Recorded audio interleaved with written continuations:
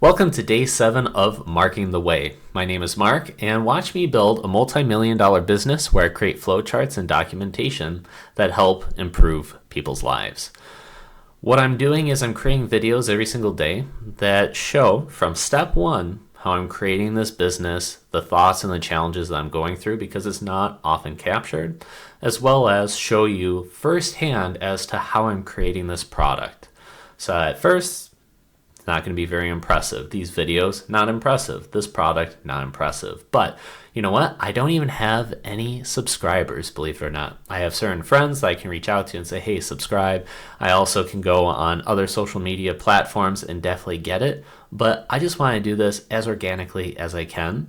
And if you want to be that first subscriber, at least check down a like.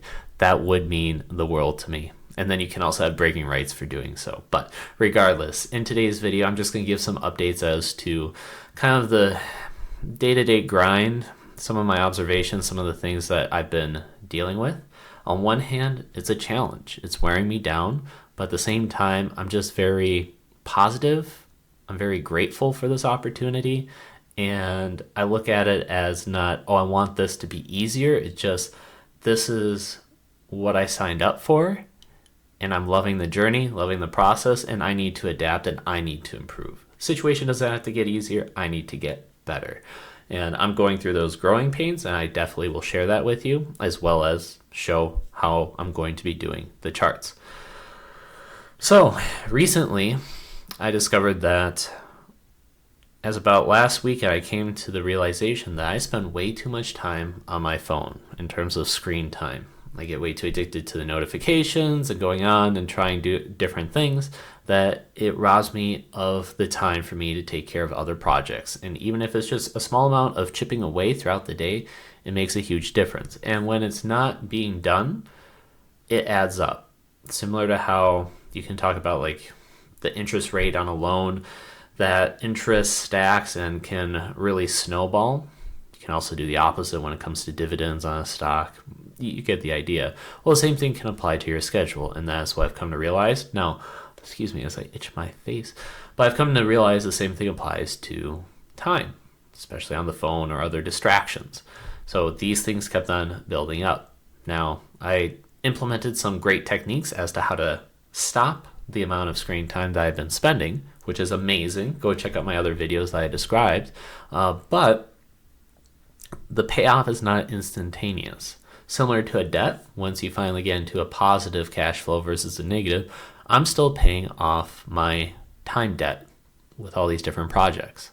And it's still wearing down on me, but like I'm still going to grind through it. So for example, I have work, a certification process, or a certification program that I'm a part of on top of creating these flowcharts, not to mention like personal responsibilities, just even like human responsibilities. Excuse me, I don't know why my face is this itchy today. My goodness. But, being a human, so you're going to have to clean up stuff, you have to eat, etc. So there's so many things. And when I'm not taking care of that, that is building up. Now, and then also going to the doctor and the dentist and a whole other thing. Okay, long story short, it takes up a lot of time. I'm making some headway, but I've been getting way lower sleep.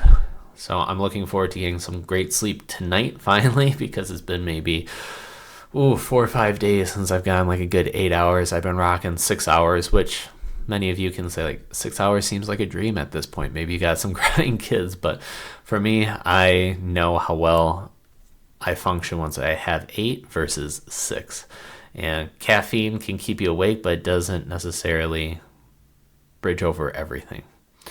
And the next portion that I realized is there are certain times where hours make a big difference. So when it comes to this weekend, I could relax and take the whole weekend off and say, oh, this is time to enjoy. But no, I'm going to be working through it. I'm going to treat it just as I would as a normal work day. There's the concept of, oh my God, thank God that it's Friday, and then the Sunday scaries. But if you work every single day, just maybe on different things, but you're always trying to be productive and progress, and you have that long-term vision, every day is a work day. There is no really off. Now, there's certain days where I get to enjoy and relax for sure, but that's what I signed up for. That's what I'm realizing. And I came to a difficult decision because this Thursday, I'm big into dancing, and I was going to drive. I already agreed to a few people that I'd be going down a far distance for some driving, and it goes late until night. So I'd have to leave at 7 p.m., get to the dance event at 9. It's like a concert, nice bachata thing. Get there by 9. To make worth the whole travel, I'd stay there till midnight or 1. Then by the time I get back, it's about 2 or 3. Get ready for bed. I'm in bed at 4 a.m. So I have to calculate the amount of time that I spent. So those are hours I could have spent working on my business or anything else from 7 until, let's say I'd normally go to bed at midnight. So that's about 5 hours of work time that I'm missing. Add on top of the fact that now it's cutting into my sleep time, which is another 4 hours. So I missed 5 hours of working time, productivity, 4 hours of sleep, and I still have to work the next day. Doesn't really calculate.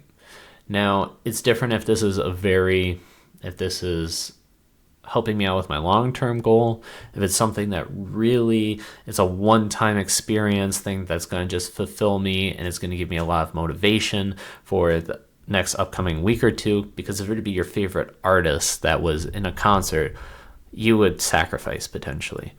But in this case, I'm looking at it, I'm like, I don't think it's worth it, unfortunately. And this is something that I love, I'd absolutely do, but I have to prioritize. And that was a unique realization.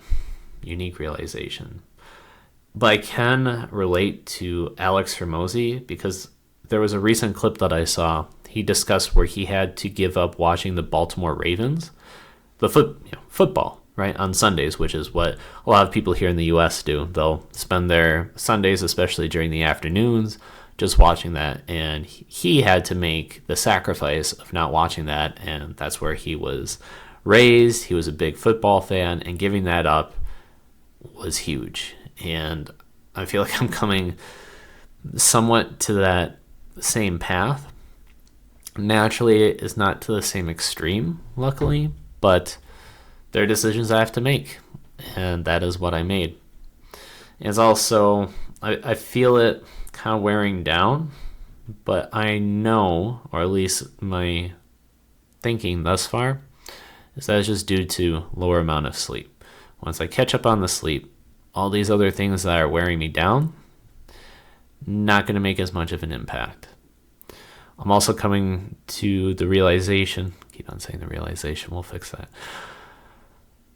I'm also seeing that there are certain tasks and projects that are limited in scope and unlimited, meaning the certification program, it's not going to last forever. And there are milestones and objectives that the time that I put in, hit the milestone, I'm done. And there's other projects where it's unlimited. It's as high as you want to take it, but then the rewards are there as well. So it's a benefit, but there also is limitations, capacities, milestones on it, but it's just not visible. So for example, we talk about working out. The amount to get strong and really lift weight is pretty much unlimited. But there are certain milestones that if you put in enough time, you will hit, but you just don't know necessarily how long it will take. And that is a real mind, I don't want to use the word mind F, but it's a real messes with the mind. When you have a task in front of you and you don't know necessarily how long it will take or how much effort, but you're just requested to write a blank check in order to do it. And what's even more crazy is if there's even not a guarantee that it will work.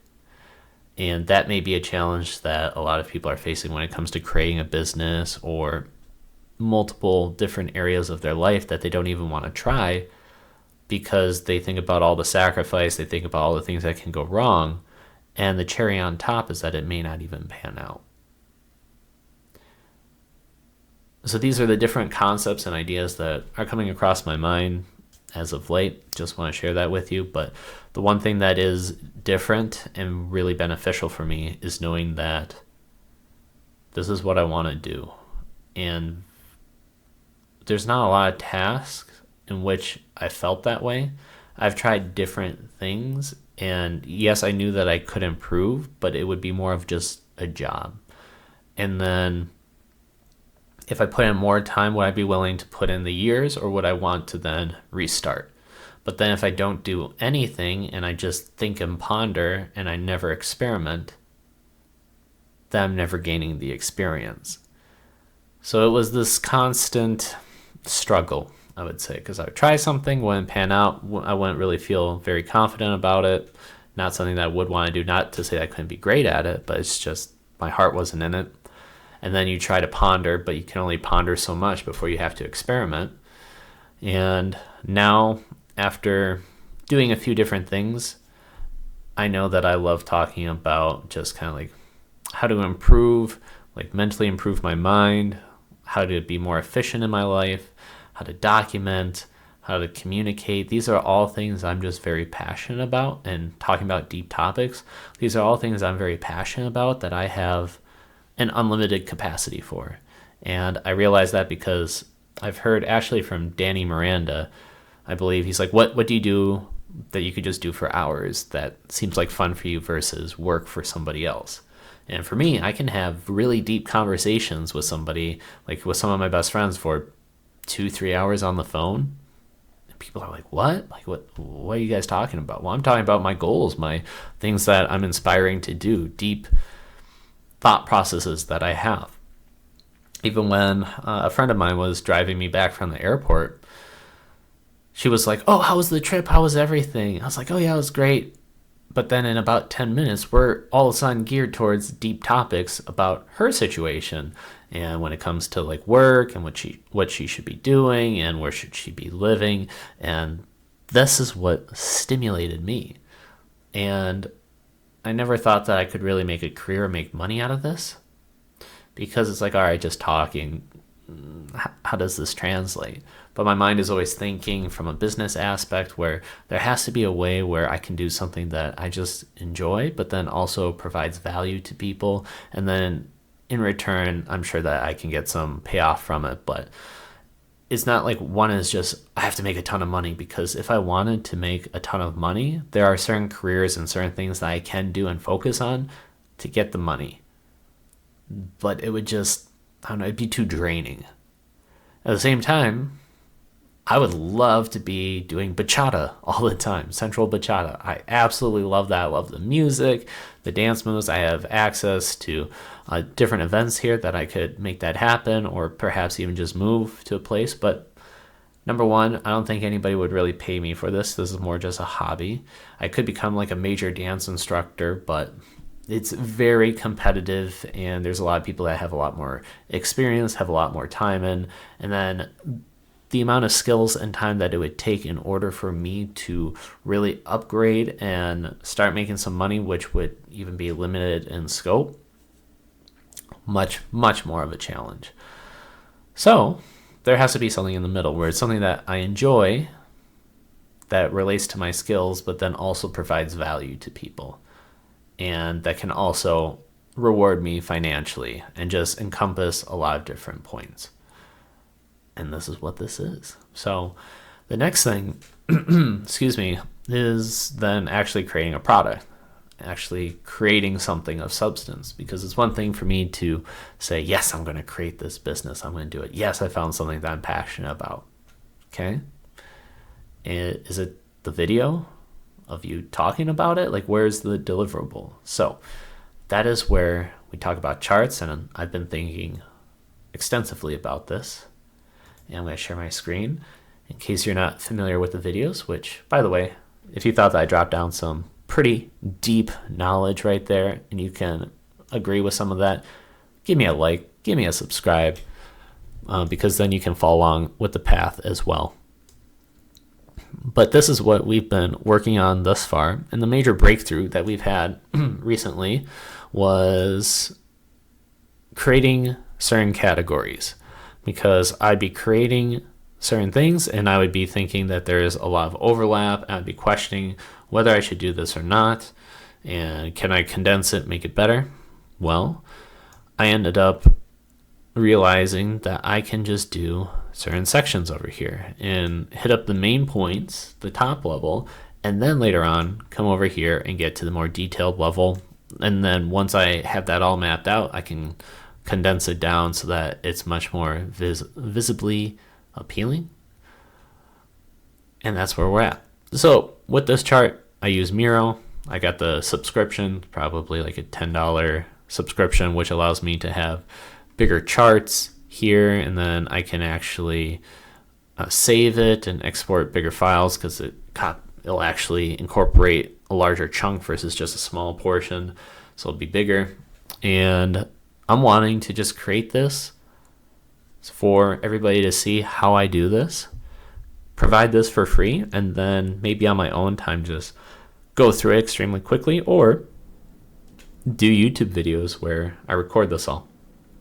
I have plenty of other ideas when it comes to how I want to proceed with this, but I need to ask myself, am I focused on the videos or actually creating the foundational product?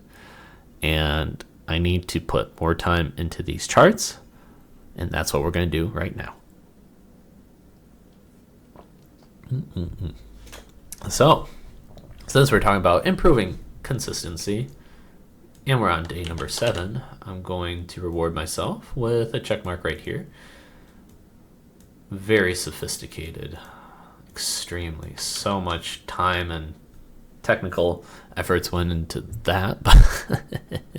But yes, we're on day number 7, and we have different categories. The top reasons, which we listed out as being what may make you be less likely to be consistent, is procrastination, being unmotivated, lack of time, and being scared. So we've already tackled the procrastination one, which you can see over here. We're not going to review. You can see other videos regarding that. I liked how this turned out.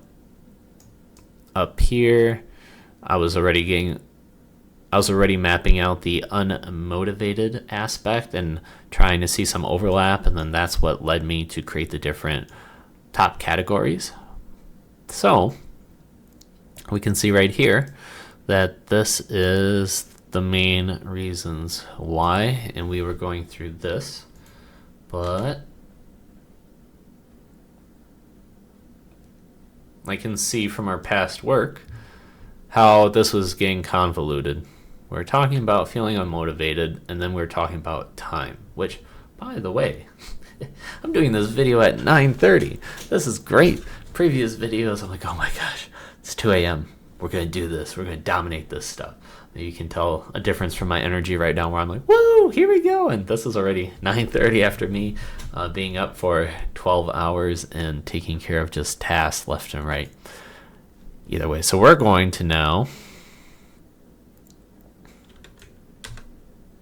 remove all this and start from here. We can copy a lot of these boxes because maybe I'll need to rewrite everything. So we'll do this, bring that over here.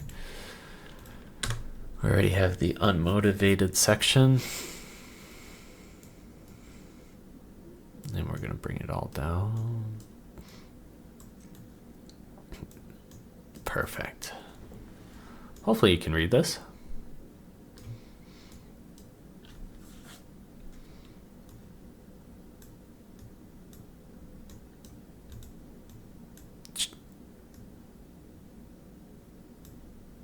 Okay. So the first great question, if we are feeling motivated, are we feeling unmotivated to do the goal? Yes. Well, let's reword it.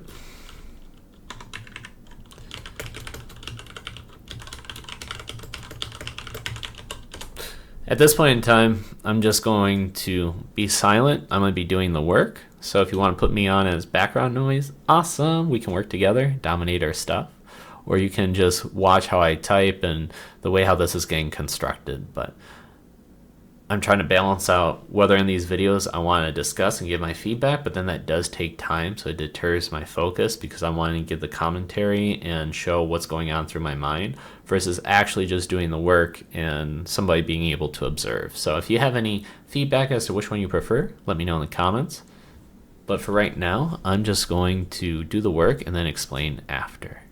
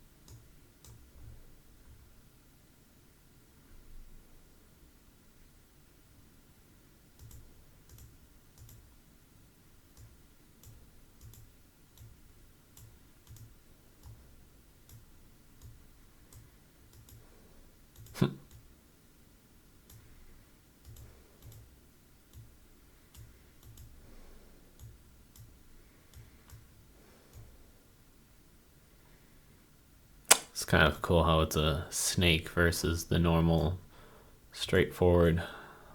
Maybe a cool trick in the future to learn and do. But for now, let's just make it simple.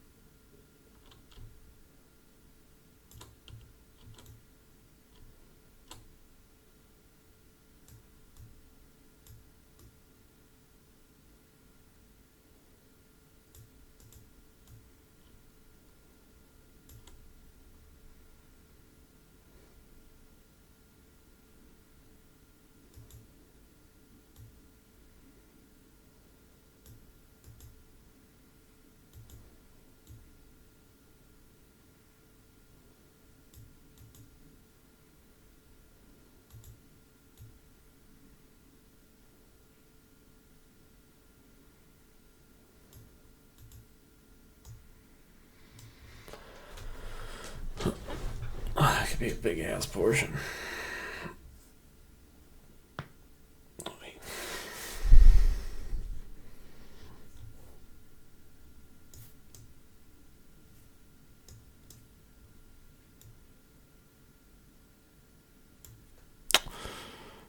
Those are a lot of reasons.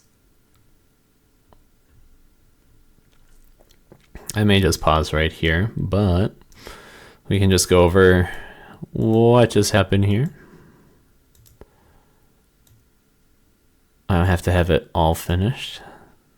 Definitely a lot of points, but I left y'all in the silence here so I could focus on it. And now I want to share with you the work. So as I was doing this, I realized that this is the root. This is the center. The key point is, why do you feel like you're not wanting to do it? And this cause for many reasons. And once we go into every single reason, we can come up with extra details. So let's just go over briefly some of it. So some reasons why you may not feel like doing it is because you could have encountered something else during the day that's been really on your mind. Things happen, we're human, and it can just ruminate in the back of our mind, and we're thinking about that, kind of got us down, and now we don't feel motivated with the task at hand. You could be actually focused on the current goal or the project, but something could have happened where now you're just like, oh, is it really worth it? It kind of puts you down. It makes you question it altogether. Taking it one step further is maybe You looked at the long-term goal project and said it's not captivating for you anymore. You don't really find enjoyment. This isn't aligning with what you're focused on, where you want to go. And that means that this task, this small step of being consistent, is irrelevant because it's not where you want to go. So you're going to have to reassess. Another one, and this one's a key one for me, is low sleep, because sleep can have a major impact where you may not feel like doing something. Another one is, rather than low sleep, is you could have been too productive. You could have done way too many other things, such as working out or just daily life. So it can get broken off into two sections. One is just normal life things that you cannot get away from. Let's say it could be a job, taking care of the family, the kids, etc. So then that makes it a little bit more challenging. That's going to be one thought path versus you taking it on the initiative, or it's a one-time thing, so then you know it's not going to be the biggest deal in the world. So then it can be just more of a balancing act. So one is more you have control over, and the other one you may have less control over. It may put you in a little bit more of a difficult situation. Both have answers, but it's good to distinguish between the two.